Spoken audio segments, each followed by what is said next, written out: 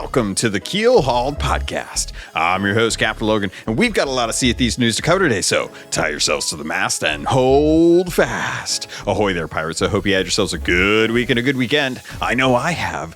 This week, we're going to be talking all about Season 2 and all of the fun stuff that's coming along with it. But before I get into that, I have the one, the only, the best co-host of Rare and Friends, as well as my personal friend, Jeph, the Leg Perez. And we're going to be talking all that fun stuff. So I have to ask, Jeph, how you doing, buddy? Hey, I'm doing great. It's great to be here. I'm excited that I finally get to be on Keelhauled podcast. I know it feels like something that's been going on for a long time, and I've been like slowly marking lists like I'm some sort of serial killer from high school, and I'm just trying to take care of all the people that wronged me in the past. And that's actually the complete opposite. It's like I'm enamored with these people, and I just want to be able to talk with them for an hour about Sea of Thieves. So I'm really happy to have you on. I have a few questions before we really get into the news, because there are a few things that, much like a serial killer would hold a grudge against someone, I do have a couple mea culpas I'm gonna have from you. Uh-oh. So first off, you have been the co-host of Mouse Bites, and it's a great podcast. If anyone hasn't gone and listened to it, you basically break down all of the Disney games from like the original OG games. You dive into them deep as far as what levels they had, what audio they had, the different companies that were making them at the times, what systems they were on, and you really go deep on these. And that has been quite the dead podcast for a while. Yeah, sir. Yeah, we took a little hiatus on that one. So I'm bummed about that, because if anyone that hasn't been listening to it, this is one of those things where you were just into like the Sega Super Nintendo area, and you were just about to get into that Kingdom Hearts. And I feel like we were gonna get those Kingdom Heart episodes, because I need someone that I trust to really kind of like explain to me what the heck the lore behind Kingdom Hearts is. And I was so hoping that one of these days you and Clay were going to get into it. That's a good idea. We definitely should. I think at the time, Clay especially was really busy doing multiple podcasts, and went through a move and kind of got a little busy with stuff work-wise and otherwise. So we kind of took a step back, decided to put it on a temporary hold, which kind of turned into a long-term hold. But recently we've been kind of getting the other stuff back together, so maybe there's a chance we'll jump back into that. I'm going to have to talk to Clay about that. Well, it's a great segue. I don't know how you teed me up on that. It's almost like you've been podcasting for 6 years, but you are now doing Rare and Friends again. You're working with Dave and Clay, and you guys are getting back into the podcasting realm. So you guys have been playing Sea of Thieves and Rare games for most of your lives, and you have had a podcast in the past called Rare and Friends, which is a really awesome podcast where you guys basically cover Rare games and companies that are or projects that are either done by former Rare people that are now working at other companies like Platonics, or Rare properties that are being licensed out like Battletoads. And you've kind of changed things up. You had a reunion episode recently where you kind of dove into who you're going to be covering, what they do, and how that relates to Rare.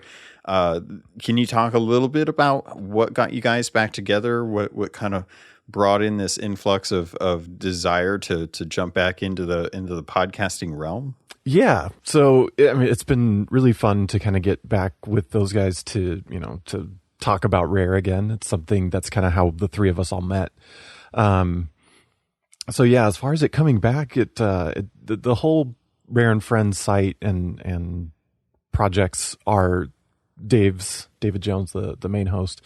Those are kind of his babies, and he kind of just got a spark. He wanted to listen through some of the old episodes. I think it honestly is related to him playing Sea of Thieves. Finally, I want to say he's played it before, but he just couldn't get into it. And I think whatever happened with season 1, it finally clicked for him. So he's been really into it, and it seemed to have inspired him to get the show back together. And he reached out to Clay and I and asked if we wanted to do a reunion episode. And we're like, yeah, totally. So we did that just a few weeks ago as of recording this podcast. And it was really fun. We kind of changed the pacing. I think that was another one where there was a little bit of turmoil and burnout and just some different issues. And I kind of stepped away. And then after that, it kind of just faded into, hiatus or obscurity. But yeah, we've gotten back together. Dave came up with a new format. So I'm kind of honorary co-host at large. Yeah. Because I'm also part of Rare Gamer and that team. So unfortunately, I haven't been doing a ton of content with them, but would love to do more. I wrote their review for Sea of Thieves back when it launched and helped out with other stuff. It's a site that's still going. I know DK Vine is still going strong. In fact, I've been diving into their content for Conquer, because Conquer's been one of my favorite games growing up out of the Rare pantheon of franchises. And I'm looking forward to you kind of getting back on the horse with writing, because I do appreciate when you do put out articles. I love, you've been following Rare for most of your life. And the thing that I think was really, really great was you actually used to be really kind of tied in with Rare when it comes to Sea of Thieves. You've been following the game since alpha and their announcements, and part of the moderator for the Sea of Thieves. It was at the Mixer channel, right? Mixer, yep. Yeah. So you've been in and out of fan sites as well as official channels for a while. And you even got to go to the studio, which yeah, of all the things, what? You got to go to the studio and play Sea of Thieves in its primordial Unity form. So how does that work? Because those were the heydays when, young Tuck or Cameron and Mini Squish Emma Bridal, who were like head of community back then, were moderating the forums and checking out what people were doing. So how did they reach out to you and the others to get you to the studio to play the game? Whoa. Before we get into that, what about the Patreon? Yeah, we got to talk about the Patreon. You're right, Logan. Okay. You can't just skip right into the interview like that. I wasn't trying to. Come on now. How else am I going to be able to thank Chateau Neuf, Cosmic Johnson, El Jefe Esteban, Lumpy SRQ, Dub Dub Goose, Evil Morpheus, Regis Stella, Rustbelt Kid, TN Professor, Todd Meister, Big Bad Pad, Mina Fairy, CJ Superpack, Davram TV, F, Frank Peterson, Kazia the Rogue, Xbox Mike 29, Tech Deku, Windsor Chris, and Zam. Wow, that all of their support means the world to me. And as much as I love Jeph, these guys are the ones that are giving me money to help make this a real deal. So thank you so much to all of you who are supporting. Head over to keelhauledpodcast.com if you guys are looking to help support me in other ways. Or actually, no, I'll have the link in the show notes. Let's get back to the interview. Come on, Logan. You know how to do this. You've been doing it for years. I'm sorry. Jeez. Yeah, so that was a heck of a lifetime, a lifetime experience. I don't know how to say it. It was once in a lifetime experience. There we go. So basically, there's a lot to kind of build this up. So like I said, I've been a Rare fan for most of my life. Back to when Donkey Kong Country came out, I was in second grade, I think. And I just kind of enjoyed it, loved it, learned about the Rare logo. And then as more games came out the following years, because that was kind of as they started just putting out game after game after game on the Super Nintendo and then the N64. I was a huge fan of all their stuff from GoldenEye and Blast Corps and Jet Force Gemini, all the Banjo-Kazooie, Donkey Kong Country 2, et cetera, et cetera. Okay, I have a quick question for you that I have to ask, because if I don't ask this, I feel like I'll be doing an injustice. Between GoldenEye and Perfect Dark, which is the better game? My 100% answer is Perfect Dark is a better game. So going back, you actually argued the opposite That is correct. on Rare and Friends. Yeah. And I'm really curious. Like, okay, so I'm getting a little inside baseball here. Friends, folks, you guys need to go listen to the Rare and Friends episode, because there's the little clips in the reunion where they go back to pull out their different moments. And there's an episode where Jeph actually argues devil's advocate for GoldenEye. In Perfect Dark, I think objectively is the better game. I would argue it's not the more popular game. But very true. I'm curious.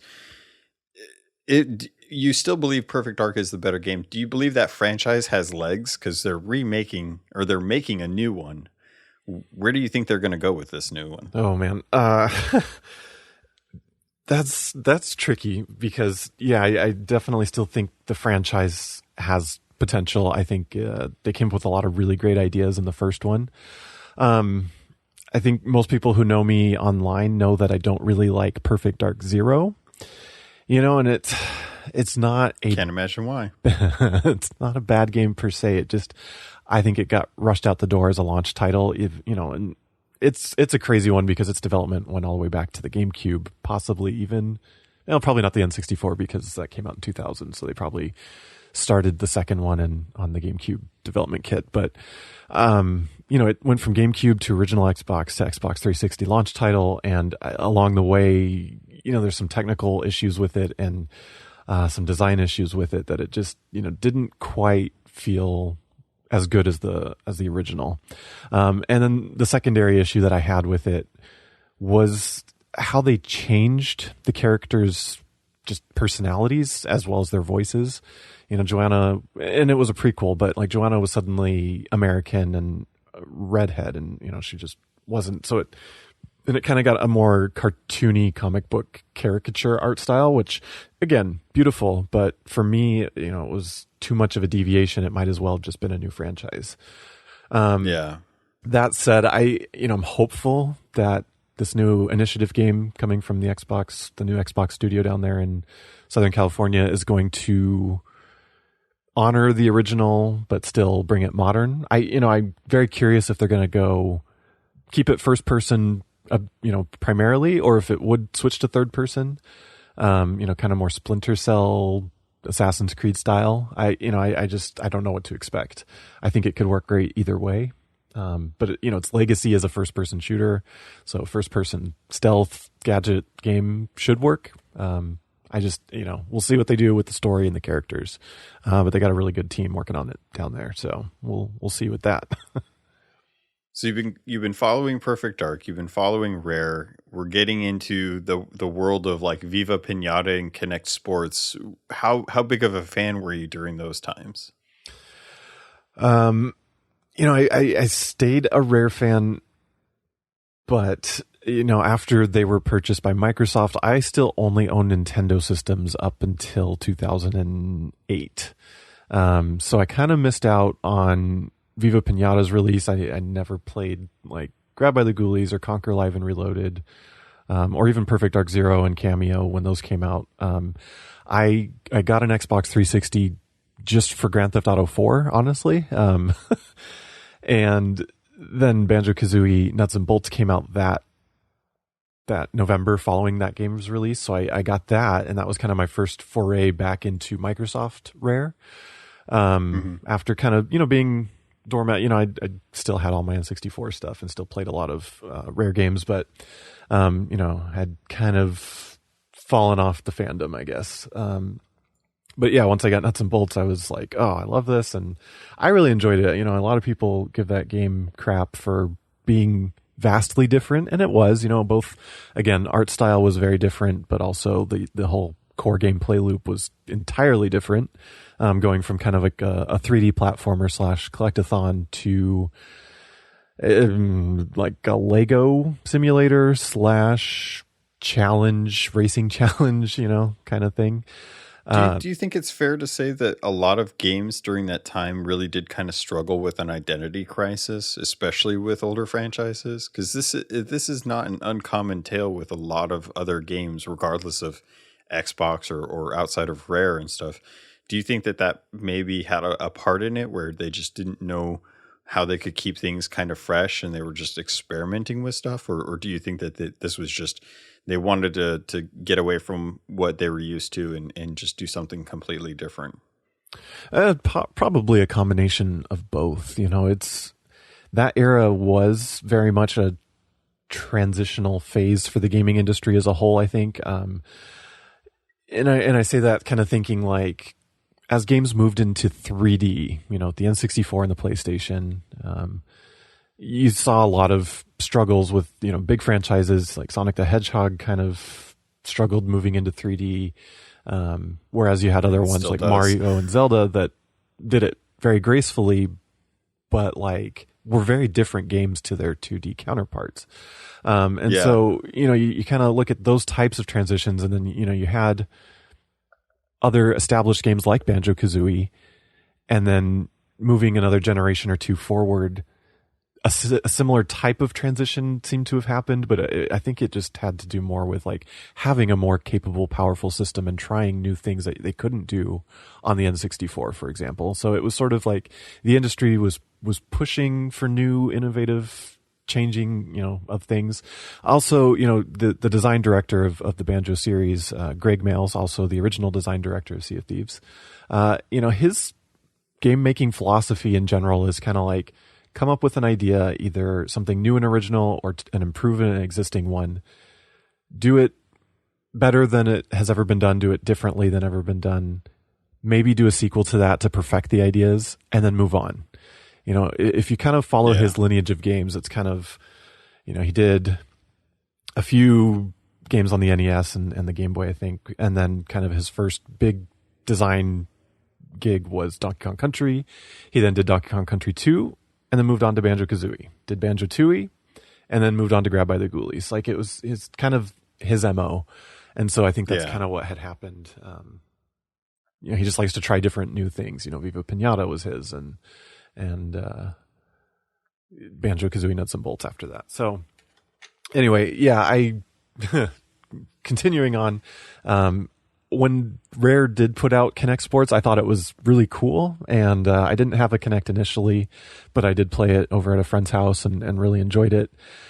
It lacked the charm and the characters that you normally get out of Rare games, which, I think a lot of the reason people like Rare games was kind of the mascot charm of the Donkey Kong series, the Banjo series, etc. So it was a little different and tough, but people complaining about, why is Rare just making motion games? Like Rare made a motion game for the original Nintendo for the Power Glove. So it's not like they were strangers to that. They kind of were known throughout their entire existence of trying either a new genre or a new tech peripheral. There wasn't a ton of games designed explicitly for the Power Glove, yet there was Rare on the NES with Nintendo doing it way back then. Yeah, and I mean, had they not played around with silicon graphics, we wouldn't have the Donkey Kong that we did. If they didn't play around with racing games, we probably would have never gotten Diddy Kong Racing. And thanks to ROMs getting out, we found out that Dinosaur Planet was kind of their own deal before it became Star Fox Adventures.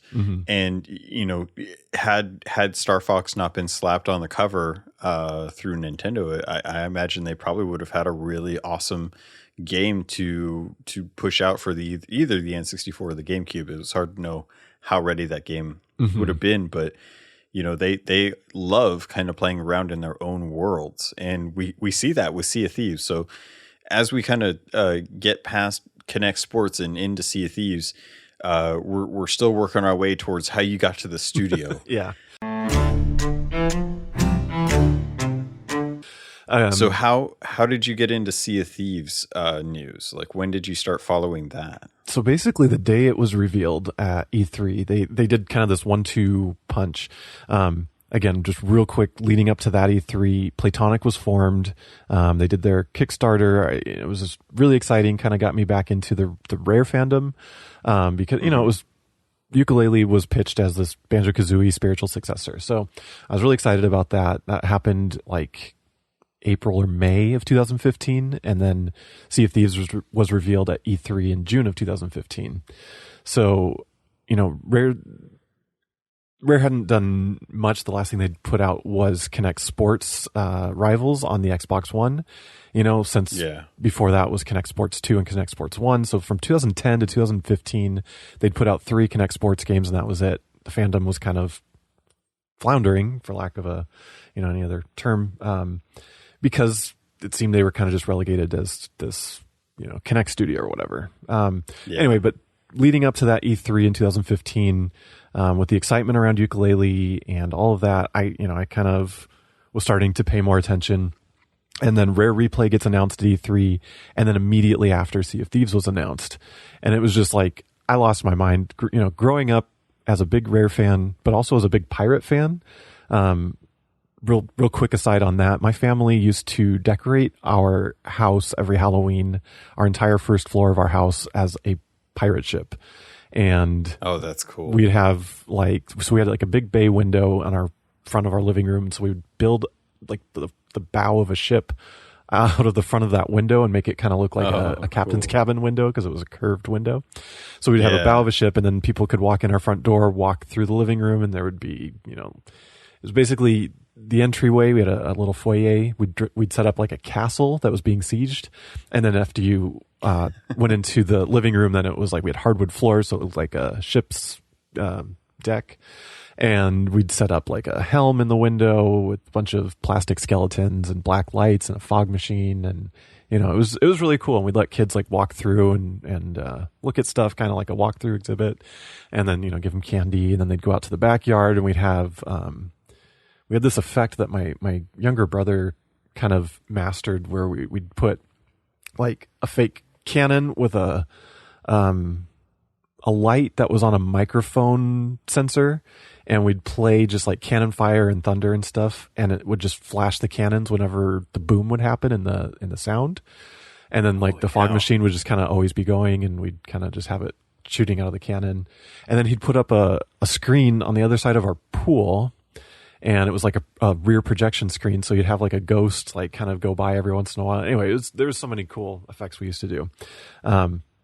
All that's to say that I was a huge pirate fan already. Rare had been doing piratey games since, for almost as long as they've been around. Like, there's always pirate references. They did the NES port of Sid Meier's Pirates. They worked on Donkey Kong Country 2, obviously very pirate themed. So here, back to E3 2015, they announce a pirate game that's in first person, looks super, stylized, and I was really excited. That's when I set up my Twitter account, was after that was shown off. Rare Fanatic. And I originally was just planning to kind of maybe make a little fan site of my own, just like a retro blog or something, but set up the Twitter handle first. And so I started following, they set up a handle for Captain Bones. Some people who've been around a while might remember that Twitter handle and that character. And that character of Captain Bones was just classic Rare, very sarcastic, tongue-in-cheek, kind of would roast you on Twitter or, all that good stuff.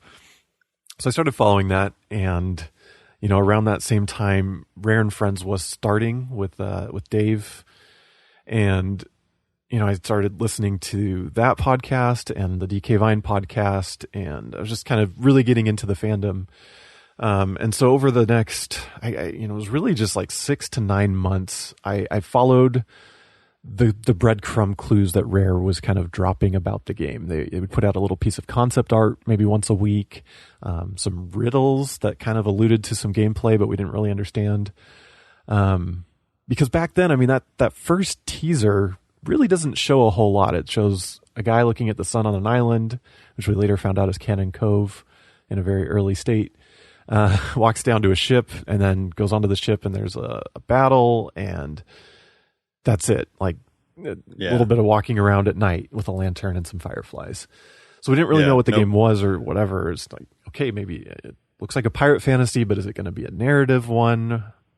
Whatever. So we follow these clues, whatever. So spring of 2016, in March, Rare launches the Sea of Thieves Twitter handle, and with it, the Play It First contest.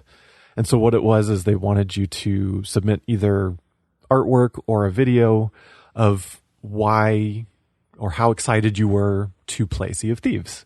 And they would select 6 winners to fly out to the studio to be the first in the world to play the game. And I saw that announcement and I just was like, I am going to win this. I am going to win this. Nothing's going to stop me. So that afternoon, I put together like 9 different concepts of video ideas that, I potentially could make. One was like me decorating my car like a pirate ship and, going around as a pirate in my neighborhood. Some other, I can't remember some of the other ones. I don't have that list pulled up right now, but eventually a bunch of them I consolidated into one coherent kind of like screenplay. Basically, like I actually wrote out a screenplay. And my wife she was a theater major. She's a pretty talented actress, if I may say. So I recruited her to kind of do, and it ended up being like an office style documentary, kind of look at the camera, talk about whatever's happening, and then show a scene of some shenanigans.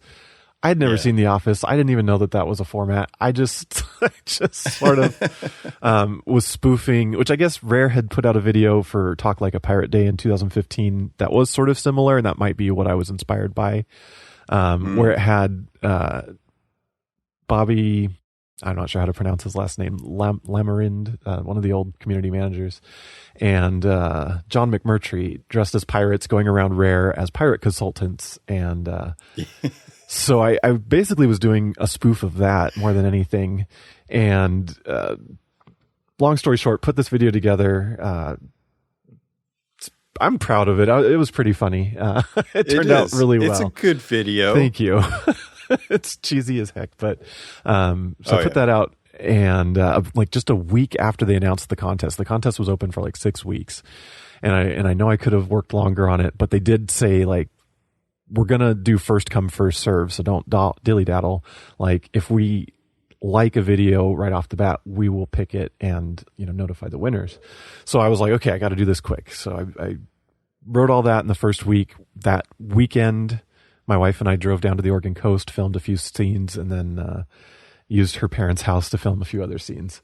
And I edited it together at like 1 a.m. on a Sunday night and submitted it as my contest entry on Monday morning.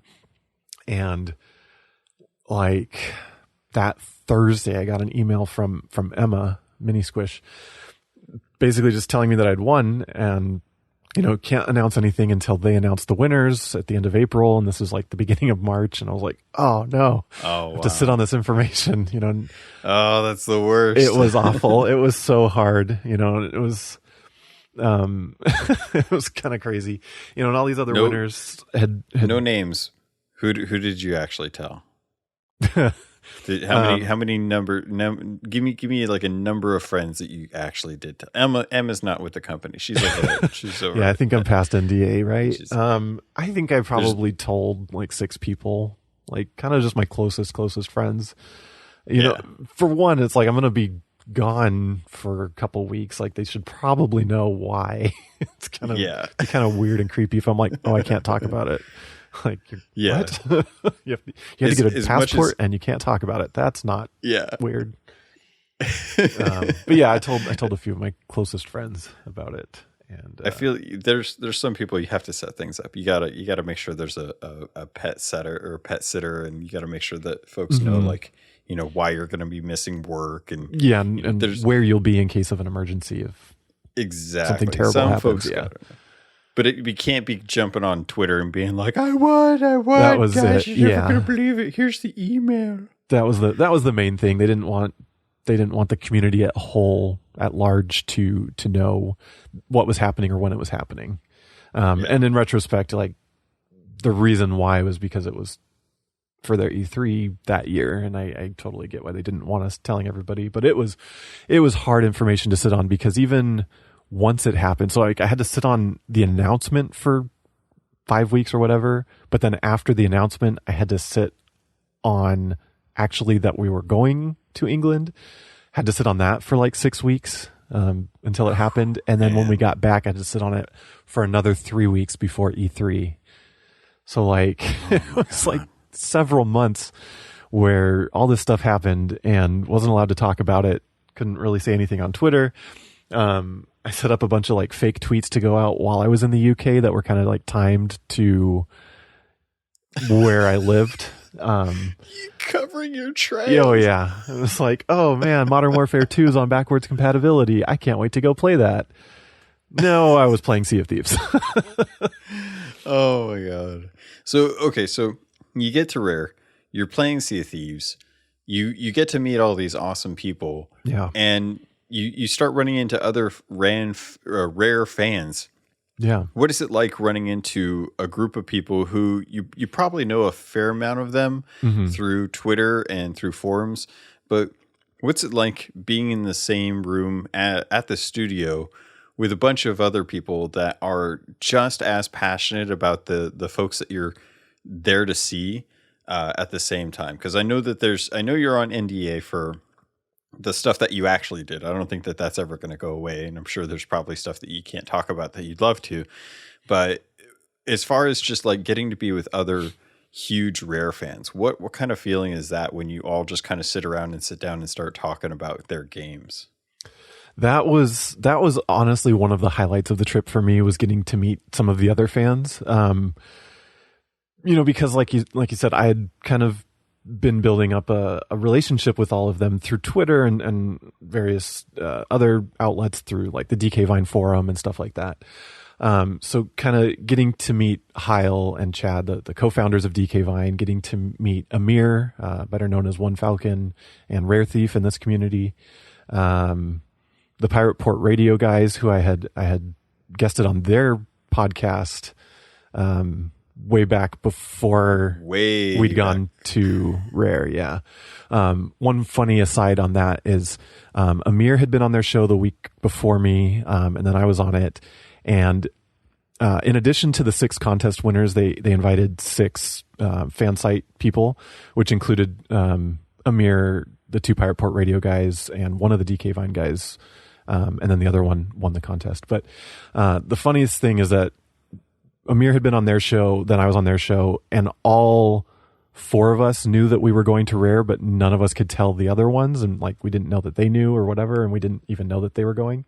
So it was really funny, like kind of talking about it when we all got to the UK. It was like, oh my God, I knew when I was on the show and I wanted to talk about it so bad. And they're like, we knew too, and we were like, we wanted to talk about it so bad. It was really funny. Oh, that's funny. But man, I tell you, like, that the first day that we were there, we kind of all met up at the hotel, hung out, had a dinner, at the hotel. And, it was really cool.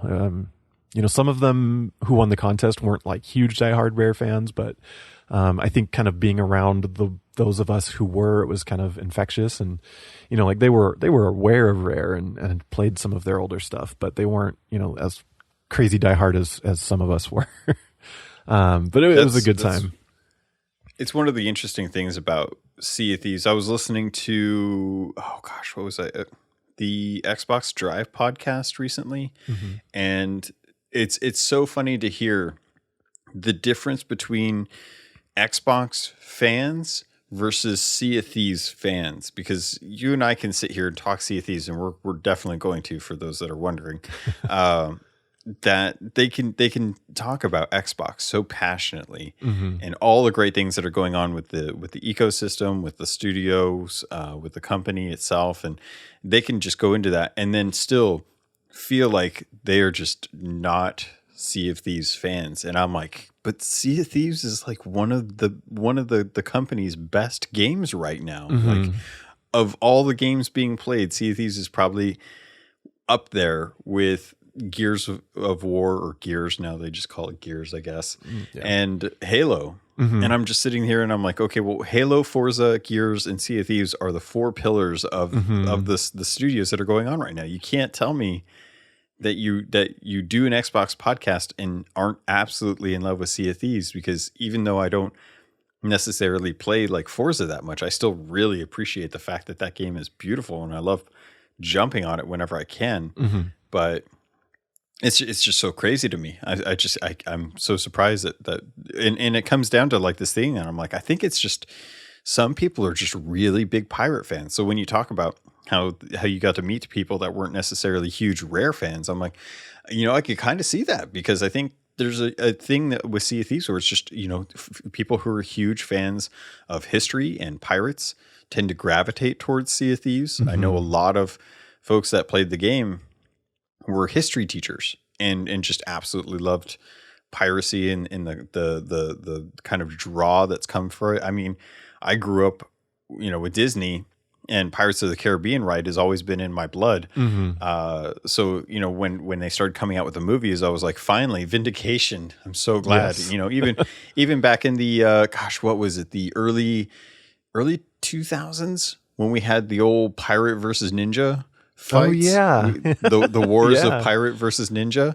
I was always pirate, and it was never a question. It was like, they're the best. They're the coolest. You can't argue these things. So kids these days don't even know about the war of pirate versus They ninja. don't. They have no idea.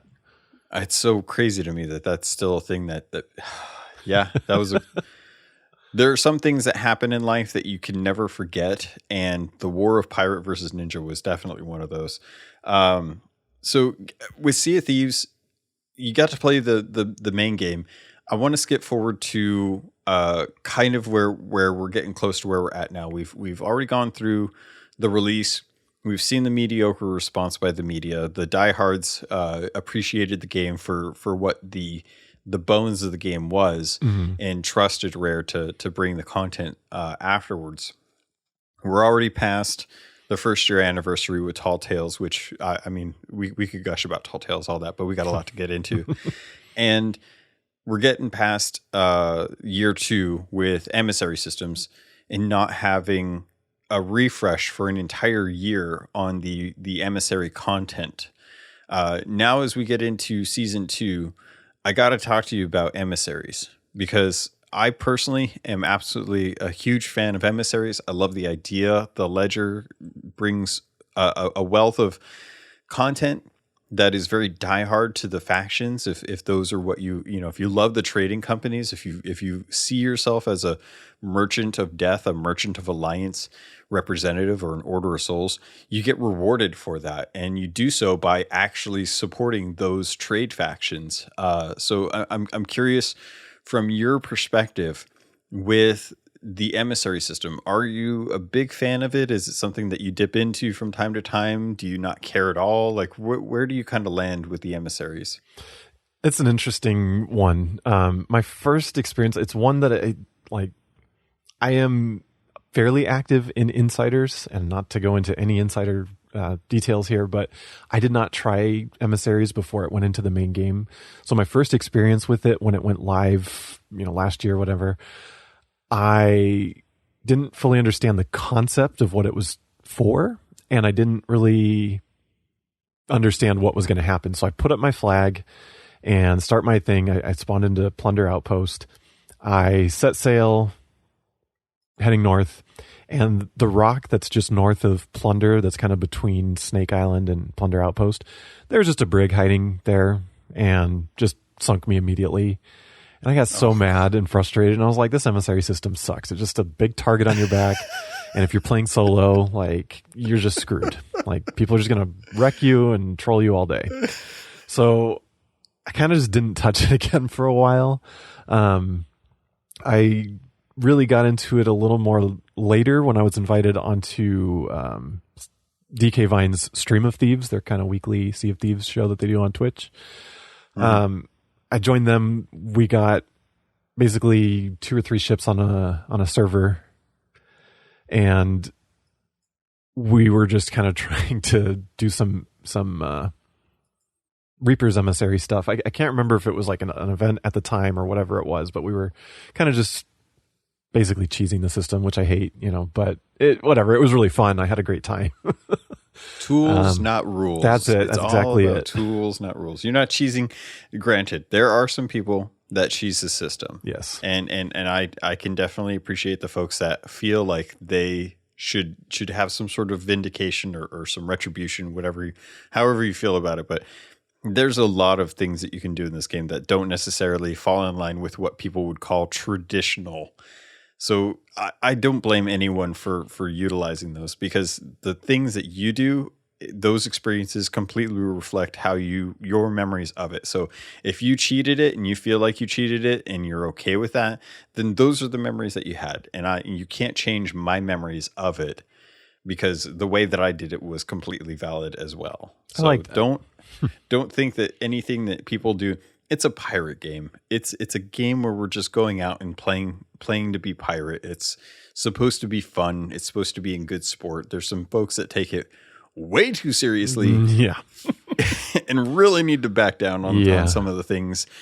It's not historically accurate, but it is historically emulative. Emulative? I can't remember if that's a word or not. Emulating of the history. So Yeah. there's a little play in there. So don't feel like you're betraying the code because you cheated or got away with some fun stuff through Reapers. But sorry, I wanted to just kind of jump in there. I felt like I had to defend your honor. I appreciate that. So, I had a good time on their stream of Thieves, and I kind of saw a new side of it and how the multiplier works and all that. So I gave it another shot after that. And I don't usually do emissary on like a regular session. I don't like PvP, and it draws attention more often than not. So I just don't do it for that reason. But to kind of help a couple friends complete season 1 last week, I did a couple of runs as a gold hoarder emissary and just kind of did some vaults, and we had a really good time. And the payout is incredible. It definitely makes it worth it. But it also helps being on a big competent crew. I was on a galleon with Jeph from Golden Sands blog post, who I know has been on this show before. He and I were helping 2 of our other friends that kind of work on DK Vine with him, and they were trying to get those last 10 levels or so, and we had a great time, and nobody messed with us, and it wasn't a big deal at all. I do think that is a big aspect of the emissary system. It's always really impressive to see smaller ships out there with emissary flags who feel confident in their abilities. Because that's the thing. Like when you get a galleon and you're running as Reapers, not too many. You tend to feel a little more comfortable because you got some backup. That's how I feel all the time. I can sail around solo as much as I want. I can handle just about anything, but. Anytime there's another ship, I always kind of think in the back of my head, God, it would be nice if I had another body on the ship in case something stupid happens. Yes, exactly. But yeah. So, I was going to say. Sorry, go ahead. Sorry, I was going to say. So I tried out the new season 2 emissary update for the Merchant Alliance yesterday, and honestly, I really like it. It felt like a little bit of role playing within the game, where I'm a representative of the Merchant Alliance, and I have some important deliveries to make, and it's really cool. I like the new trade system with the value and where to get them, and the commodity trading. I think it's brilliant. So I'm now a converted fan. That's awesome. Yeah, that's kind of the thing is I've always felt like the trade companies, back in the early days, Mike Chapman would go on and on about how the trade companies were their own groups of people, and you wanted to try and align yourself. And I remember before the game came out, all we had was gold hoarders, and I really just I fell in love with the compass. I fell in love with the maps, and doing the plundering of some other pirate's treasure.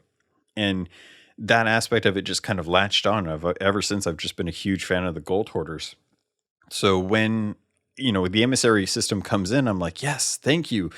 Because back in the day, I don't think anyone knew until the game came out that we knew that there were going to be other trade companies. We didn't get to play around with them until pretty late into the beta. I think it was like one of the actual stress tests for the servers that we actually got to try out. Order of Souls, I think, was the only. I don't even remember if they had merchants online. Merchants didn't come in until like a week before the game launched.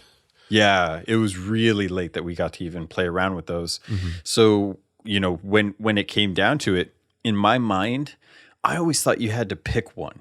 And you were going to be stuck to that. So in my mind, I had been like, oh, well, I love the gold hoarder. I love the compass. I love, walking my paces and digging. Like that was the pirate idea in my mind. You Long John Silver has this cache of gold out on Skull Island, and you go out with him to go find it, and, chaos ensues. That was always the pirate life for me. So I was laid into that. So when that didn't be the case, I was like, all right, well, that's fine. I can understand why they don't want to cut people off from other companies if this is the content that they're bringing to the game for now. And going into emissaries, I was like, I felt like we kind of got a little bit of that life back. I feel like we kind of got that role play that I was anticipating with the original game kind of back into the game. So I'm happy with the emissaries just purely because I feel rewarded for playing the type of pirate that I want to be. There's plenty of pirates out there that like how they play, and most of them generally gravitate in the game form as a Reaper because that's the best way to earn gold. It's not necessarily like they love PvP. Some people love the PvP. Some people just absolutely go in for the Reapers, and I don't blame them for that. But some people just play Reapers because you can turn everything into the Reaper with the emissary and get a bonus for it. And I don't besmirch anyone for playing that way. It's just not the fantasy that I'm going into the game for when I'm doing it. So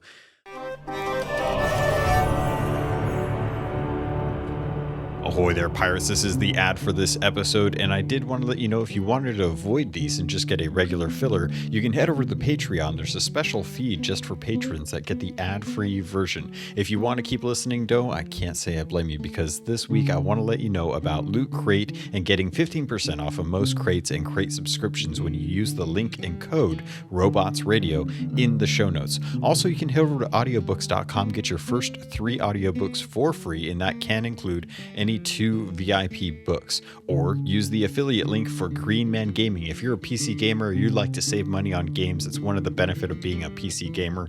Head over to Green Man Gaming. You can get codes for Steam, Epic, any of the different stores that they have deals going on. They have deals going on all the time, and if you plan on buying there, please consider using our affiliate link. All of that goes straight to me through the network.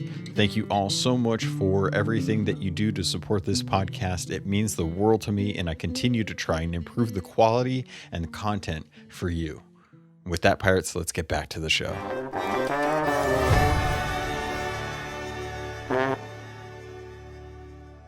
I wanted to jump into the actual emissaries as far as the commodities, because if folks aren't familiar, this is a brand new system to Sea of Thieves that finally, I feel like, actually represents the Merchant Alliance. In the sense, it feels like as we've been playing Merchant Alliance, it's always been go out, get these things for someone. We never knew who someone was. They were always just someone.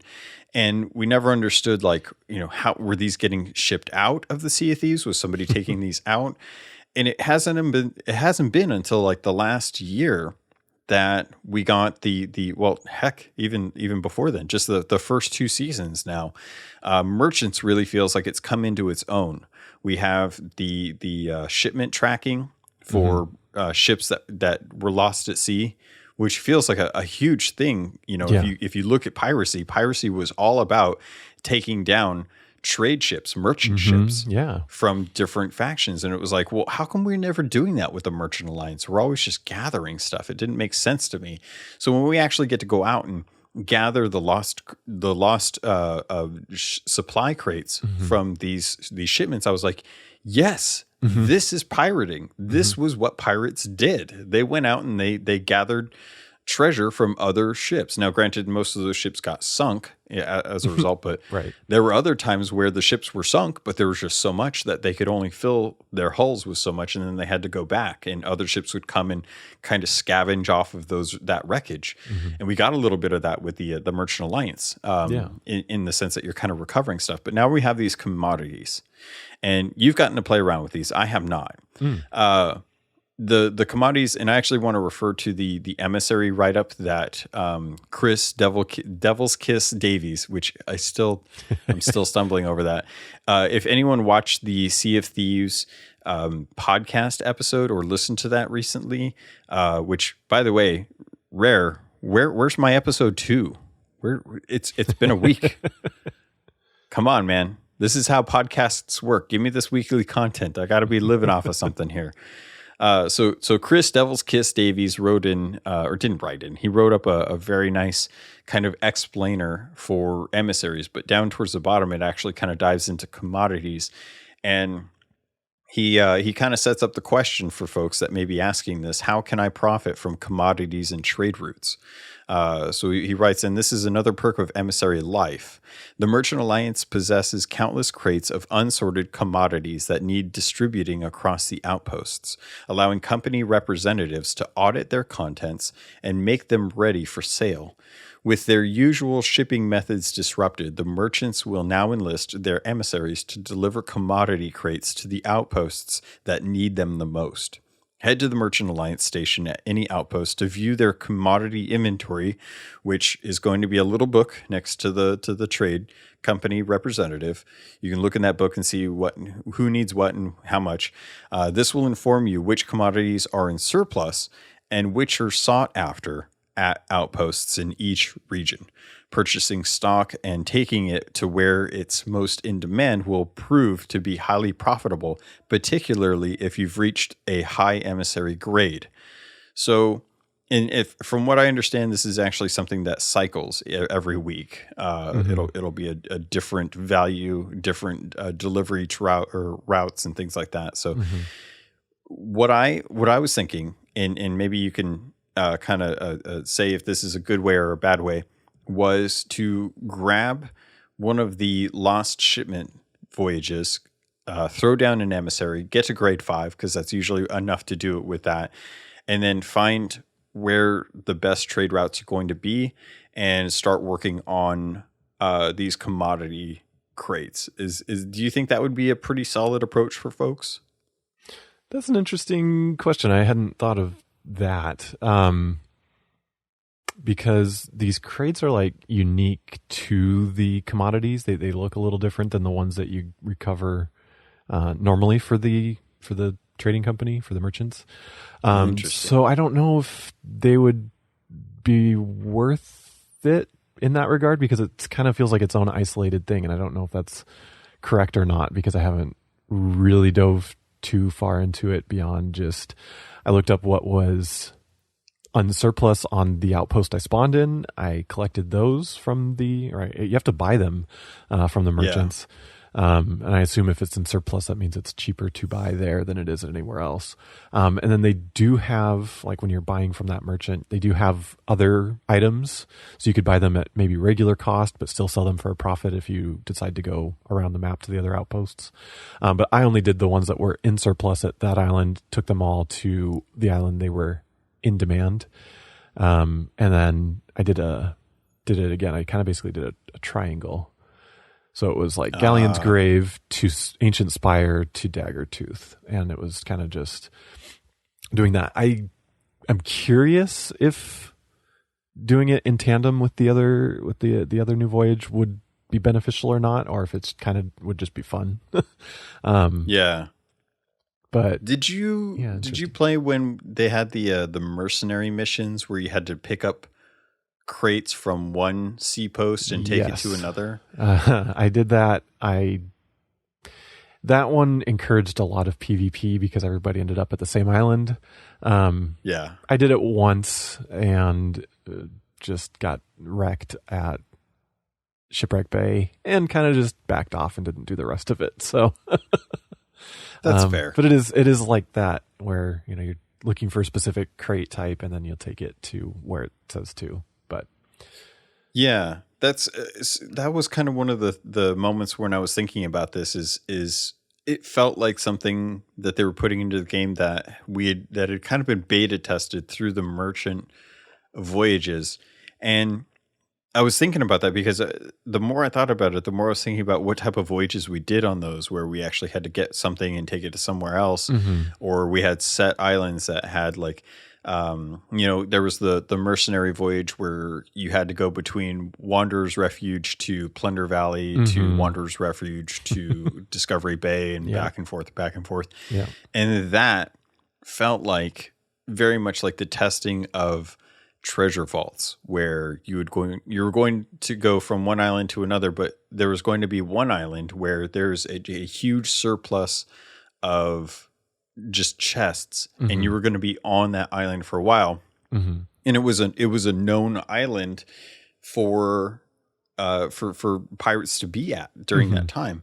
So it encouraged people to go there for PvP as well, because they knew that's where people were going to go. And much like treasure vaults, a lot of people know what islands the treasure vaults are. Well, I say a lot of people know.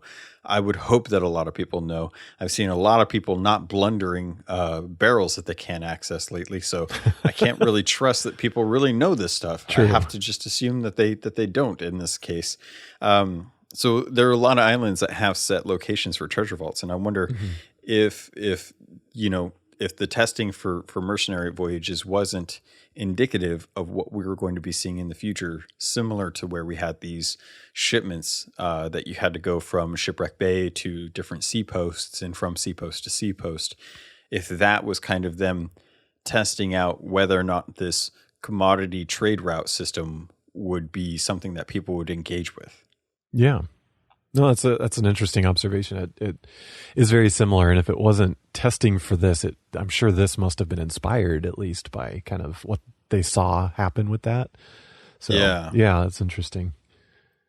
Because really love that they're. Oh, sorry, go ahead. No, I was gonna say because these are set routes, and you can kind of camp out in the middle and see who's doing what. And if you see that they've got a merchant emissary flag up, you can kind of guess what they're doing and where they're going based on direction. So if you see them coming from the direction of one outpost towards the direction of another outpost, and they've got that merchant emissary up, pretty good chance they've got some of those commodities aboard. And there's going to be a really good opportunity starting on the 22nd for players to actually engage in that type of piracy. Because if you don't know, the Reapers versus the World Challenges is going to be our first event. And it's going to be going from April 22nd to June 22nd. Now, bear in mind, folks that are listening to this, it kicks off on April 22nd, but that's when the Gold Hoarder Emissary stuff starts. The Order of Souls stuff doesn't kick in until May 6th, but then on May 20th is when the Flags of Finance month actually kicks up, and you can actually start reaping some of the Merchant Alliance, but also that is going to be a great time to be flying as the Merchant Alliance emissary, because the challenges are set in place to have long-term goals. So if you're looking at the long-term goals, you're going to want to play as a Reaper and try and reap some of these different emissaries. But each week or each date that these kick up, each week is, I keep saying week, April 22nd to June 22nd is going to be when you can fly as the Gold Hoarder and earn the rewards for there. And they've got set challenges that are built in. So it's going to be obvious stuff, fly as a Gold Hoarder emissary with the flag, get it to grade 5, turn in some treasure as a result, sail some miles, do skeleton fort, things like that.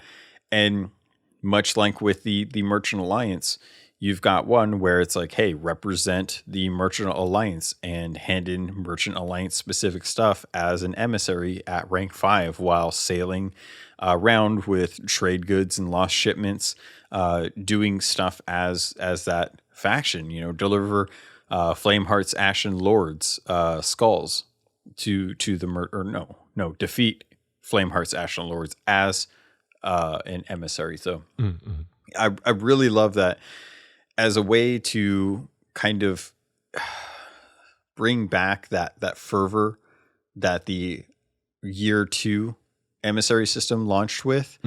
Their first event, which I'm glad, I don't know about you, but I love that this is actually something that, like, the Merchant Alliance doesn't even start for a month. Yeah. But it's going to kick off with Gold Hoarders, and it's going till the end of June essentially to really kind of get people like, hey, there's going to be a few months where you're going to get double rewards. You're going to get the rewards for actually flying as those emissaries and hopefully earning into that 25% to get those new emissary cosmetics for each of the representatives.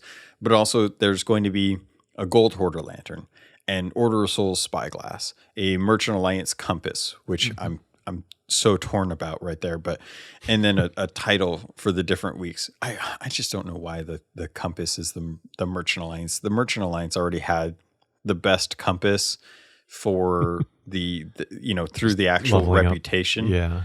Yeah, like that is the best compass for Merchant Alliance. I don't know about this one, but I'm gonna put that aside and think about it some other time when I'm crying myself to sleep in my pillow. That's fine. So I'm looking forward to this Reapers versus the World event. With seasons, Jeph, I gotta ask, how did you like season 1's events? I was not fully aware of them and didn't participate. I play this game so differently. I play in small bursts solo, and I will very rarely ever put down a voyage or participate in anything happening in the world. Again, because I try to avoid other players as much as I can. I'm an adventure pirate through and through. Yeah. I'm a pacifist. Not to say that I won't mess someone up if they try and take me on, but right. That's not how I enjoy the game. So, I pretty much spent season 1 replaying the Tall Tales, went through all of those, and then just island hopping. I'll hop on, maybe for an hour or two, just either go towards the nearest large island to wherever I spawn, or if I find like a voyage in a barrel at the outpost, then I'll go do that first. And then usually I'll just, you pick up a bottle on the beach or see a shipwreck or whatever. And that's it. That's how I play. I'll just kind of hop between those things, find the emergent treasures or the emergent voyages, do those, and then cash in and call it a night. So, great. That is my general play style. Yeah, see, that's I said social, but that is my solo play. Like that is my favorite thing to do when I don't have anyone else to play with. I love hopping onto a ship, sailing out. Heck, half the time I don't even take the ship. I find a rowboat and then I use the rowboat. Nice. Yeah. And I love wandering around islands. Part of it is because I love looking for little tidbits of lore. Like if I can find something fresh on an island, I love trying to hunt down that, which is why I'm so poor, because I'm not out reaping and when I'm solo, and I'm not out usually when I'm solo, I don't have an objective. I just go out and look at stuff. Exactly. And that it's a detriment when they put out really cool cosmetics that I can't just buy from the Emporium, because I'm like, oh God, this is awesome.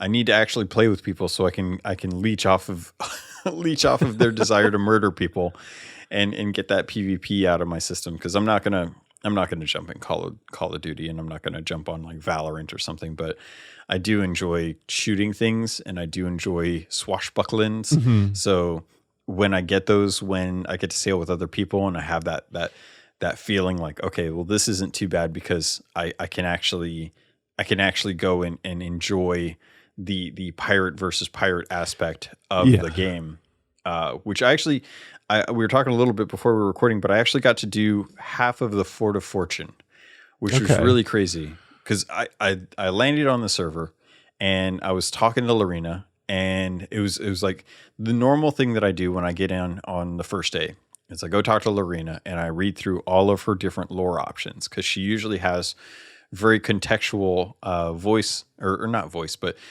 text based on the event. So I was just digging through those and seeing if there's any little tidbits. Nothing too special, mostly just talking about emissaries and such. But as I was like going through those options, I hear the Hans Zimmer klaxon sound, and I was like, oh, it's up, it's 2 a.m. Is anyone awake? I need someone. We're gonna go do a Fort of Fortune. It's gonna be fun. And playing on Insiders, I'd known what to expect, so I was kind of going into it. But when I got halfway to the fort, I was no one was responding in Discord. They all abandoned me. I was left alone. So I was like, all right, time to open crew this baby. And I turned on open crew on the sloop, and I'm playing on an Xbox only server because that's the preference that I have set for my Series X, because I benefit from the speed. Yeah. It's so fast. And I'm like, well, if I'm gonna play on my Xbox, I at least want to feel a sense of fairness between who I'm fighting against. Mm-hmm. And I'm glad I did, because baby, I got to that fort and I had Mr. Rando, who's a good friend of mine, and he and I were playing kill skeleton game. How many skeletons can you kill on the Fort of the Fortune? Mm-hmm. And I didn't realize this at the time. And I feel like maybe I'd kind of missed out on it when I played on Insiders, but that fort spawns so many skeleton captains, many of them with kegs. And when they, well, no, it was kind of fun. It was pretty, I had a good clip. Where we were on Hidden Springs Keep, and that section of the fort where you have the high rise with the rocks. There's a couple barrels in front of the fort door, and then down below you've got that nice kind of little pond, that little spring wake.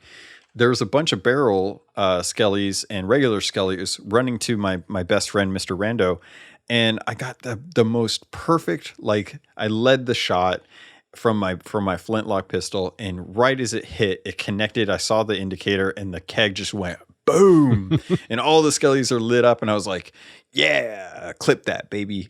So we were playing on the Fort of the Fortune, and it was actually not too long that I saw a brig over by GSO. And I thought, okay, so I used pirate text to Mr. Rando, and Mr. Rando complied with the enemy sighted, and we both checked out the ship. Mm-hmm. And it just kind of disappeared after that. And I thought, okay, well, I know it's probably still in the area. I'm willing to bet that it's probably hiding behind rocks, because everyone's trying to go for this thing. Mm-hmm. And I just kind of left it at that. I didn't see them coming. I kept checking, kept going up and looking around, seeing if there were any ships. No ships. And then I heard this weird, like, crunch sound. And I was like, that sounded like a rowboat. Uh-oh. And I went hopping around. I couldn't find a rowboat, and I was like, what the heck is going on? There's no rowboat. So cut to later on, after we had gotten all these skeleton captains dead, which was really nice because they kept dropping little pouches of coin, which I was really surprised, and a voyage each time. They had a skeleton orders each time. Nice. We grabbed all the skeleton heads and brought them over to one section, and we killed a couple of the skeleton lords, and got the stronghold skulls from them, which was amazing. And it was about that time that I went on the ship, the sloop, to go check and see. I was going to climb up the crow's nest and just take a look around. Hidden Springs Keep is pretty high, but for some reason I decided to go up into the crow's nest. And it's a good thing I did, because boy howdy, there were two pirates in a keg hiding in my crow's nest. God. And I was like, oh God. So one of them bounced immediately. The other one laid there as if I didn't see them. So, and they didn't blow up the keg. So I grabbed the keg and I lit it to spook them. And about halfway through, I defused it and jumped off the crow's nest into the water a little ways away from the ship. Yeah. And I left it there because I saw the other pirates were going to get back on my ship. So I got back on my ship. There was still one crow's nest Tucker up there, and I hit him with some firebombs and some blunders and knocked him off, and he jumped off into the water, and I kid you not, he jumped off into the water right next to the barrel that I'd left off the side of the ship. And I pulled out my flintlock and I just hip shot the keg and blew him up. Wow, nice. And then the other guy comes at me, and he has got a firebomb that he's chucking at the sloop. And I'm like, oh my God. Meanwhile, Mr. Rando, bless his soul, is off killing skeletons. And I'm like, enemy sighted, enemy here. I need help. Why aren't you coming? So I'm fending off these two pirates thinking like, there's gotta be a third. Where's the third? And so I kill the one that was coming up onto my ship. And I sent to the ferry. And finally Mr. Rando comes back and he's checking out the ship and he's like, I don't see anything. You know, that's at least in his mind. He's talking telepathically to me because everything he's saying isn't actually coming through. So I'm just putting words in his head at this point. And I don't know about you, but I've heard that this was the case, and I feel like I was a victim of it because I've heard that the barrel emote that you get in the season pass has a bug where if you use another emote when you're in the barrel emote, it turns your pirate invisible. Yeah. Which I think that is a rough bug because I can see suspicious barrels. And I still don't understand how people aren't blundering these things as soon as they run into them and can't interact. Seriously, people, if you can't interact with it, this is why I still go back to my old saying. Barrels that are empty shouldn't have a text that says empty. They should have a giant red X in front of them when you run up to them to let me know, like, hey, this thing is empty. Yeah. And instead people wait for the they try and interact with it, even if it doesn't show the text, and then they move on. And I'm just like, that is a person. Shoot the person. I don't get it. They've been trained by those fake barrels that are at some of the outposts, the ones that don't have anything. I know. God. So yeah. I'm sitting there and I'm looking in the bottom of my sloop. Everyone should know how many barrels are in the bottom of a sloop. So I counted the barrels. None of them are out of place. Mm-hmm.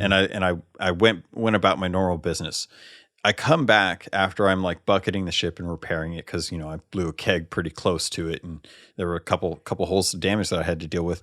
And I kid you not, this pirate appeared in the barrel. Like he must have been in the bottom deck, invisible, because he was in the food barrel. And when I turned around, he was grabbing food out of the barrel and then running back up to top deck. And I was like, what the hell?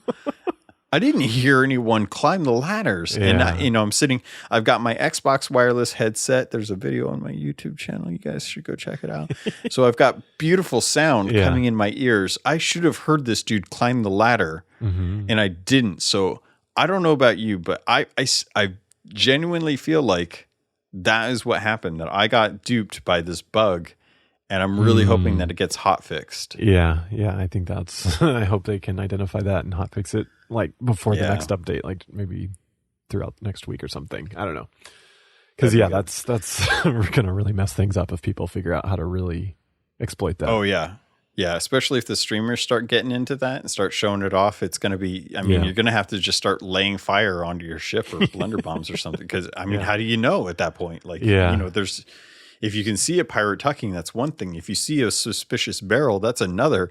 But not being able to see anything like that you can't. That is game breaking at that point. Yeah. So Mr. Rando was doing his best. I at that point I pulled the ship up to where we had all of our skulls. I harpooned all the skulls off of it. He dropped sail as the brigs came out from behind the actual. The rocks that they were hiding behind. Mm-hmm. And we made it out with what we had. We killed them. It was 2 a.m. I'm going to bed in like an hour. I decided to call it at that point. We had pretty much half of the fort at that point. There was no way I was going to be able to get this fort fought off and take care of the Ashen Lord that's at the end of it. With Mr. Rando and a brig coming down our backside. So we just kind of cashed in. I kind of succumbed to the pressure, and I took my advice. I went and I sold what I was afraid to lose. And if it's one thing I love doing, is denying loot. So I was happy to get what I got, and I called it a victory and logged off for that night. But man, this Fort of Fortune, I don't know about you, but this thing is insane. Like, I've been seeing some videos. I saw one the other day where a crew was sailing around. They were streamers, and they saw a galleon like off to their left, and they had the Sea of Champions sails, and the fear of God entered their souls. They were like, "That's Sea of Champions," and they're like, "Sea of Champions," and they're like, "Oh boy, this is going to be a fight." And they're like, "We don't have supplies for this. Uh-oh. What do we do?" And they're like, "Just get out of here. Let's just get out of here. Drop sails." And I was like, that reminds me of the days back in the day. Remember when we had all we had was the level 50 Order of Souls liveries. That was the best we got. You know, some pirates had Pirate Legend, but it was like the days when you were fighting over a fort and a Pirate Legend ship rolled up and you're like, son of a... Yeah. Really? So I'm loving these. Are you going to take part in any? I know we just talked about this, but do you feel like there's going to be a point where you're going to want to jump into one of these Fort of Fortunes? I definitely want to try the Fort of Fortune. I just would have to be with a crew. Like I can't obviously solo that. So it'll just be whenever it works out that I'm able to kind of at least be on a brig. Maybe a galleon would probably be preferable in this scenario, but yeah, or somehow be in an alliance with some trustworthy folks. If that happens, yes. Yeah, I've heard some stories. One of the Toasty from one of my other podcasts, he hit me up on one of the Discord servers. He's like, "Hey, I'm doing the Fort of Fortune, and I got 5 ships here." And I'm like, "That's the whole server." He's like, "Everyone's here. It's awesome." And I'm like, "How did you get the whole server to join in a line?" You're gonna get betrayed. Yeah. See, then it's stuff like that when it's a whole server alliance. Like, oh yeah, definitely somebody's going to betray and try and make out with all the loot. But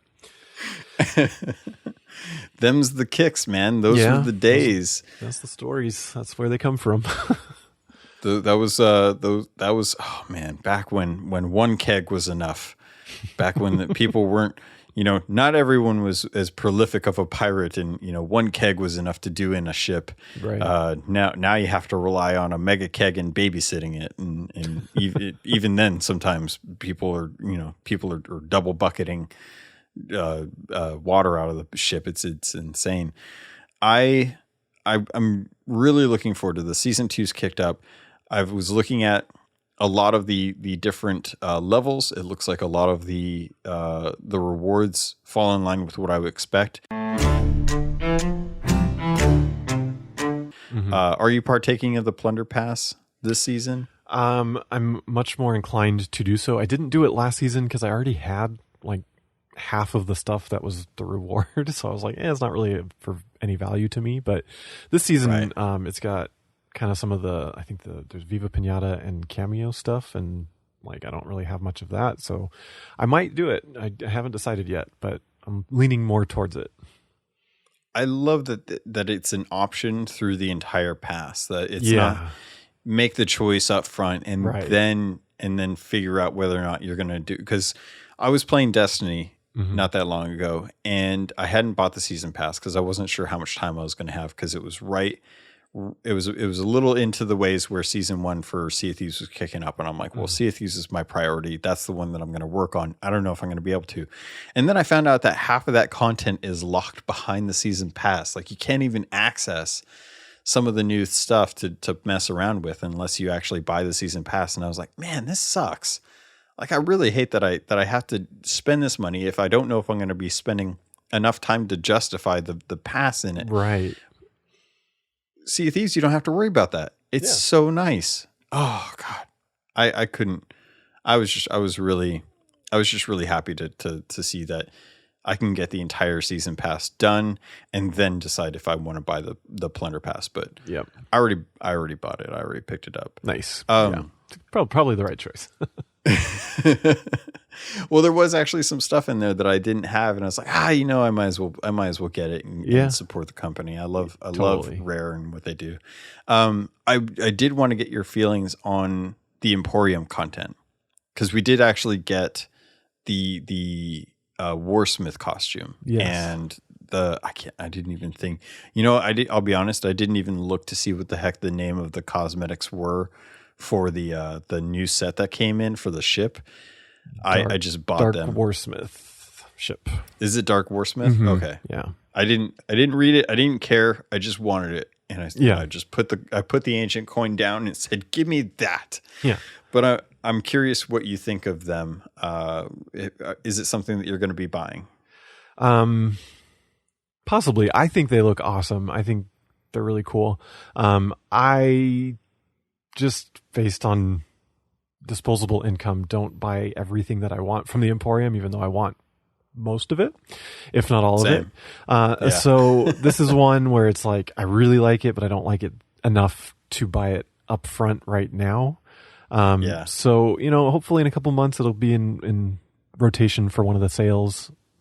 No pun intended. The sales. A sale. And then I'll probably pick it up then, because it is really cool. I think it'll be a really fun one to kind of equip during like the Halloween season. Like, I think it looks very intimidating. Yeah. Yeah, I absolutely love it. I think it's probably one of their best sets that they've ever. The one thing that would really tip the scales on that set is if I don't even know how they would do this. It would literally have to be them taking the fog that rolls in and shrinking it down and putting that little emitter or whatever little game thing they do into the bottom of the boat, so that as you sailed around, you got that cool little foggy, misty cloud that follows your ship. Like, give me that. That'd be really like, cool. I want that, because that ship deserves it. It looks so good. Oh, that would be cool. So I had to buy it. I couldn't not do that. Good. No, it's a beautiful set. It's been the first set that I bought in a while. I think the last one that I picked up was the Conquer set. Actually, that was the last one I got too. Nice. Yeah. God, the Royal Squirrel. That was a beautiful set. Such a good set. So yeah, I was really happy to drop the money on the Dark Warsmith. I didn't care what it called. Doesn't matter. Yeah, just had to have it. Totally. It's pretty. So, we're coming up on probably where I imagine we're covering a good gist of it. Was there anything that was in the in this update that you wanted to touch on? No, I think we've pretty much covered what I've experienced and what I was interested in for this update. I'm excited for the rest of the season. I do want to check out some of the events and see if I can hold my own a little with the emissaries and the Fort of Fortune. I'm excited for the Twitch drops for this season, as they're going to be the outfit and weapons, it looks like, for that Gilded Phoenix kind of. I've been calling it the rare set. I love that the color scheme is kind of like this teal and gold, which is cool. But I just love that the rare logo is on the emblem for the Gilded Phoenix, which for me is like, Rare's whole thing is they used to hide their logo in all of their games constantly. It was like, they were not ashamed to self-promote. Whereas in Sea of Thieves, you don't see the Rare logo around as often. I can't remember if it might be on some of the Gold Hoarder type coins, or if that's just the Reaper's Mark. But regardless, I love seeing the Rare logo in Rare games. So I'm excited to have more of that set. It's been a fun set to collect. Yeah. I always have felt like that's the creator crew set that was intended to go out. Yep, that is for streamers, but definitely matches those sales. So yeah. Yeah, I'm with guess you. The set is beautiful. A reward for watching created content, so I guess it is linked to that, but more of a reward for their viewers than for them themselves. Well, what's really weird is that you have to watch a partner to get these. Whereas I feel like, if you have the Twitch account and you're a content, or you're in the creator crew, you have to have your Sea of Thieves account and your Twitch account linked. So I don't know why they don't just offer this to any streamer that is a creator crew. That's linked. Yeah, that's a good point. That would help boost them if they weren't a partner, maybe get some viewership. Yeah, help people bring discover up some of the other people. We need to pitch this idea. Yeah. So, and for folks that haven't seen the news about this, the Sea of Thieves Twitch drops are back. Watch any Sea of Thieves partner play for 20 minutes between the times, and this is starting in British Standard Time. So, if you're on West Coast like we are, subtract 8 hours. If you're on East Coast, subtract 5 hours. If you're in Australia, skip ahead into the future. I think. What is it? 9 hours? I'm not sure. I can't remember. Yeah. I don't know why it's so weird there. It should be in weird. I'm not going to get into that. But These start on the 23rd of April, starting at 10 a.m. British Standard Time, which is 2 a.m. West Coast, Best Coast, and then 5 a.m. What is that? 3 hours, 5 a.m. Yeah, 5 a.m. East Coast time. So, and that's going till the 28th. So make sure that you guys are jumping onto Twitch. Just log in for 20 minutes. Doesn't matter what partnered streamer you watch. You can swap between them and earn it. Friday the 23rd, that's going to be the hat. Saturday the 24th is going to be the gloves. Sunday the 25th is going to be the trousers. Monday the 26th is going to be the dress. And Tuesday the 27th is going to be the hook. And I would imagine that we're going to be getting some more of these in the future as they continue to dish out the set. So keep an eye out. Put a reminder on your phone. If you're in the Discord, usually folks are on top about reminding people like, hey, jump on. It's refreshed. It's the new day. Mm-hmm. So hopefully people are not going to miss out on these. And if not, I imagine at some point in the future, Rare's really good about bringing back rewards. Yeah. Like they've just about anything they've put out has been available more than one time. I think maybe the Gears set and the State of Decay set are the only two that I can think of that aren't available through rewards. I think those are the ones that have been. I'm sure you're listening to this and you're thinking, oh, Logan, you totally missed out on this. I know. I'm just saying for what I can remember off the top of my head. Yeah, that's all I can remember too. Yeah. So that I'm glad that they're doing this. It's nice to see it, but I think that's about as much info. Was there anything else you can think of off the top of your head that was kind of like have to hit on the first day? Because I think I think we've covered it pretty well. Yeah, can't think of anything. Oh, did you see the Reaper's Bones figurehead? I put a tweet out about this, but the emissary figurehead for Reaper's Bones is new. I didn't think I've looked at it. This is interesting. I'm going to see if I can grab the tweet about it. So it's got the image on there.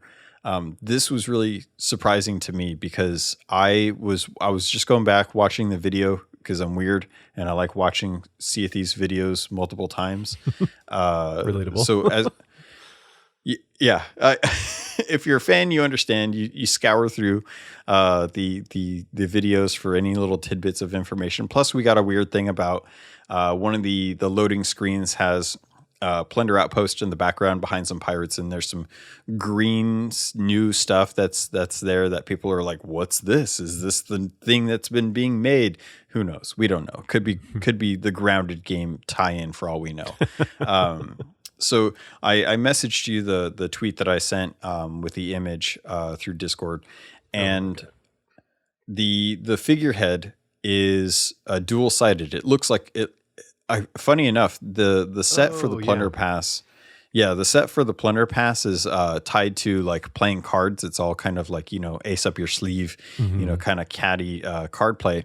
This looks like one of the queens on a face card in a deck where it's double-sided but slightly different. And to me, it's clear that is the masked stranger on top. And then on the bottom, it looks like the opposite of the masked stranger, which is the unmasked stranger in my mind, holding an hourglass. Yeah. And I was just, I don't know about you, but I'm ready for Wanda the Warsmith to come back. Heck yeah. Absolutely. I'm looking forward to it.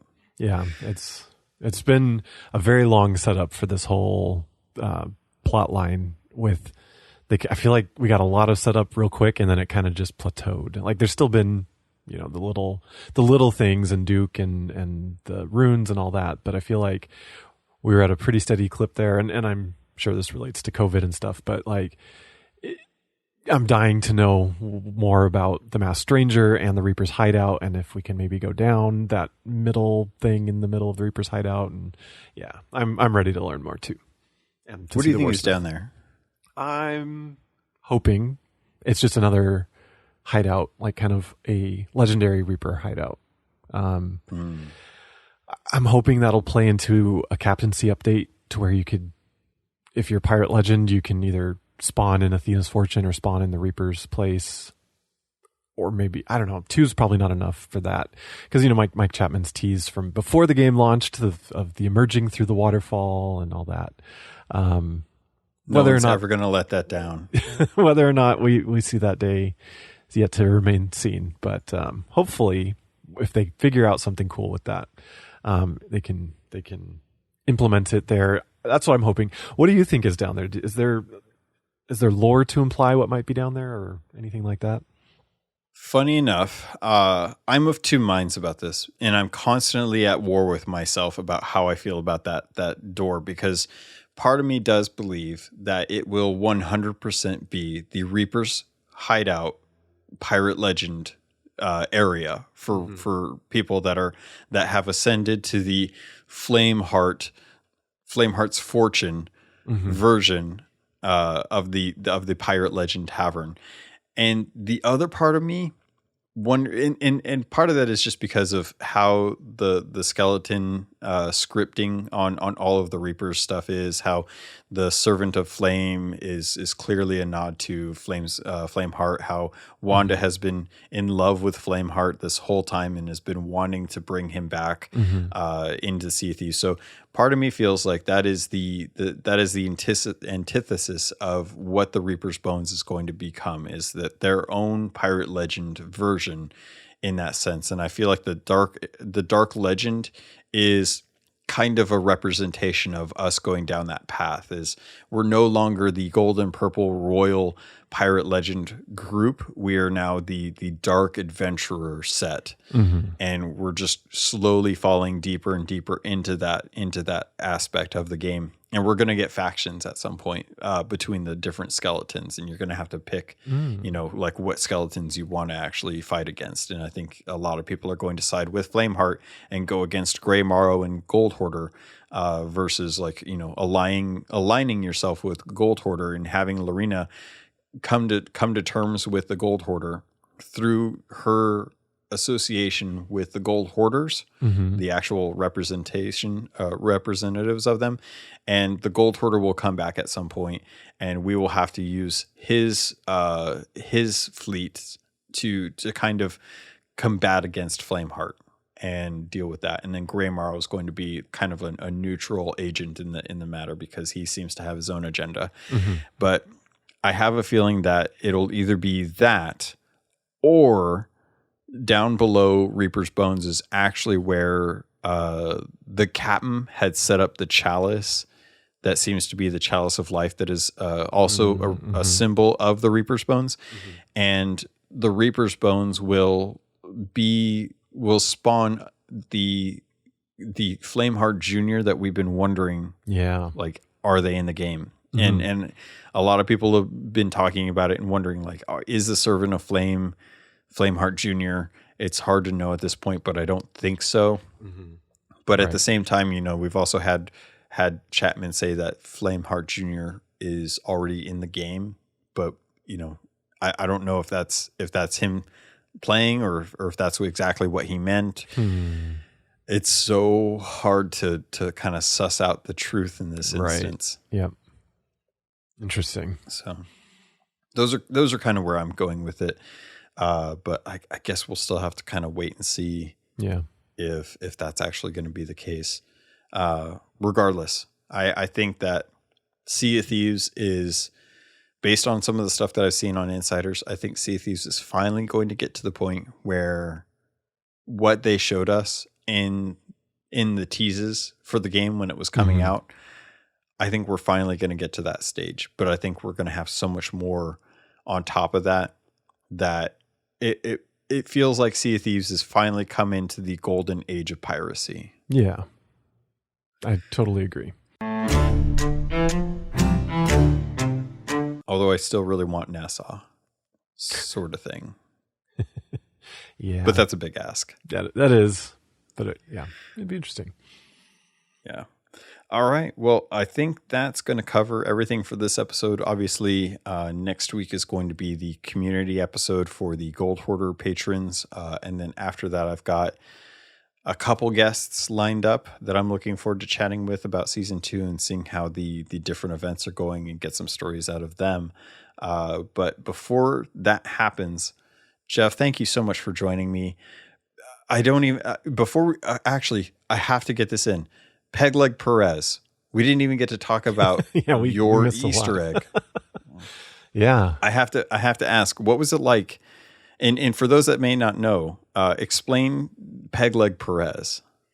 So going back to our visit to the studio back in 2016, as kind of the last day after we had played the game and we were kind of wrapping up, Greg Males kind of ceremoniously bestowed the 12 of us with our own pirate names, similar to what he does for the Rare staff.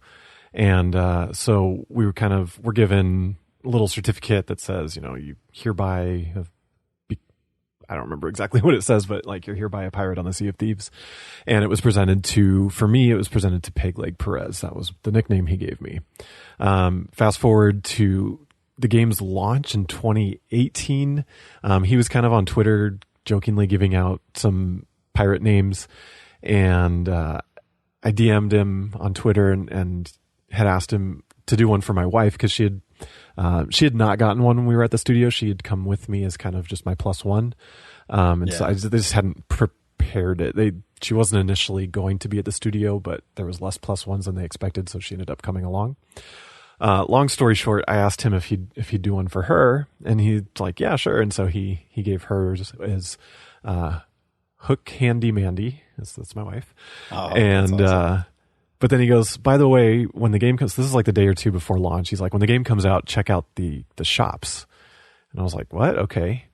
And so on launch day, I got my copy booted up, went into the shop and found the peg leg, the Sea Dog peg leg. The default description is, it was like a small accident with a gunpowder barrel and a few bits of wood created the legend of Leg Perez.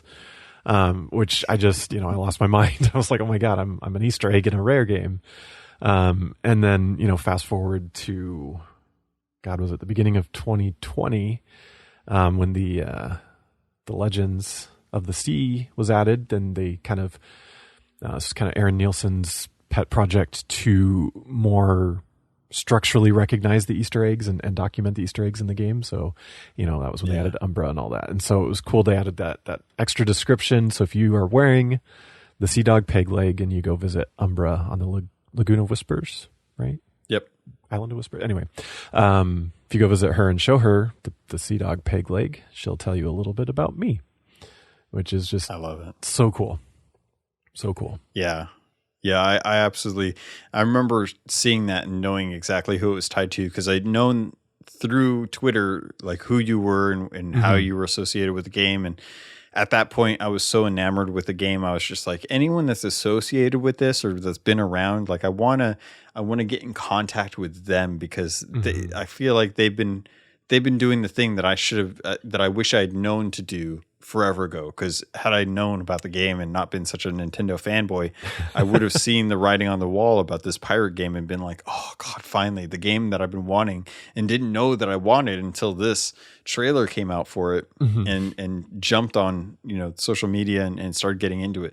Probably would have been kicking around a podcast a lot sooner as a result. But yeah, I was really happy to have gotten a chance to earn your friendship on Twitter and get to talk with you and get to share things with you and just get to generally kind of bask in the glory of the folks that got to go to the studio and have their experiences not only recorded but then presented as actual in-game playing sessions during an E3 when they showcased like what people were doing, and to hear.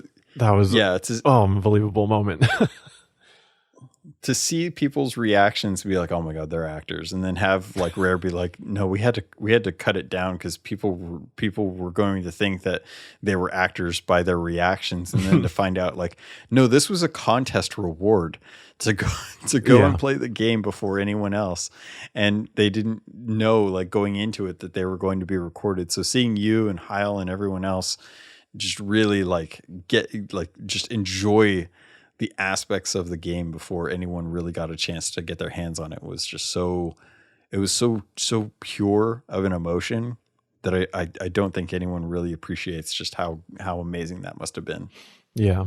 No, it's true because the initial response, like, it was pretty positive, but there was a lot of people who were like, "Oh, these stupid YouTubers, these paid actors, whatever." Like, we didn't know we were going to be in a trailer. We knew we were being recorded. We honestly thought it was for gameplay analysis, because they showed us the pirate wheel of emotion when we were at the studio and had us kind of give our feedback after each session. We did, I think, 4 sessions in total, or maybe 5. One of which was the Unity prototype. The rest were the Unreal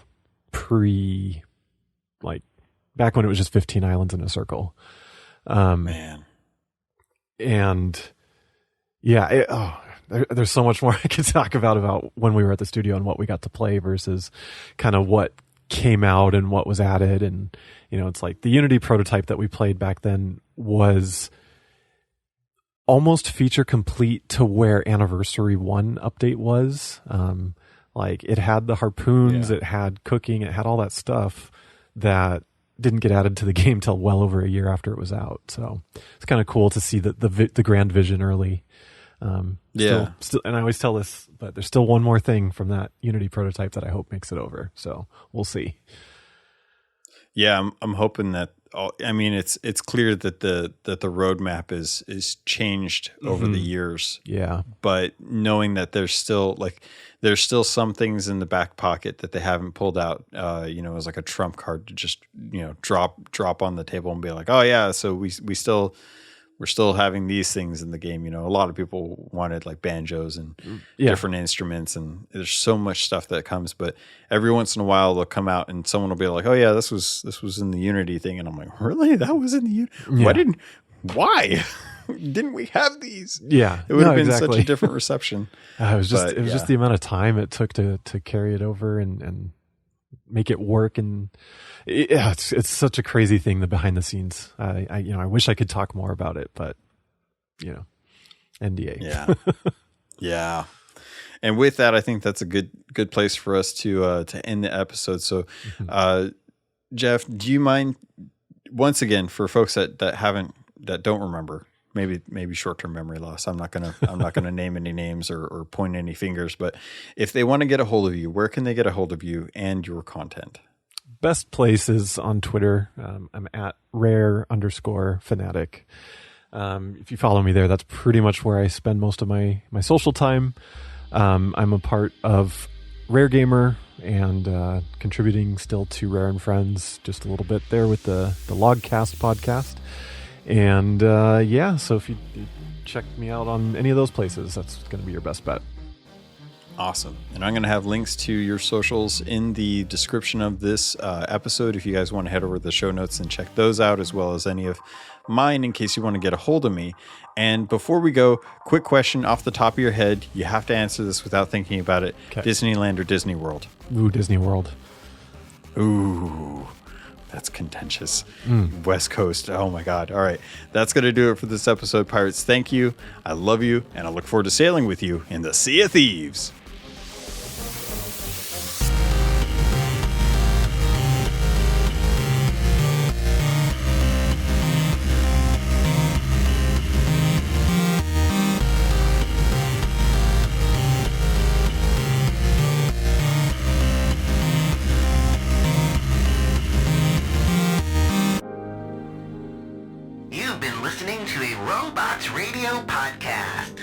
Smart shows for interesting people.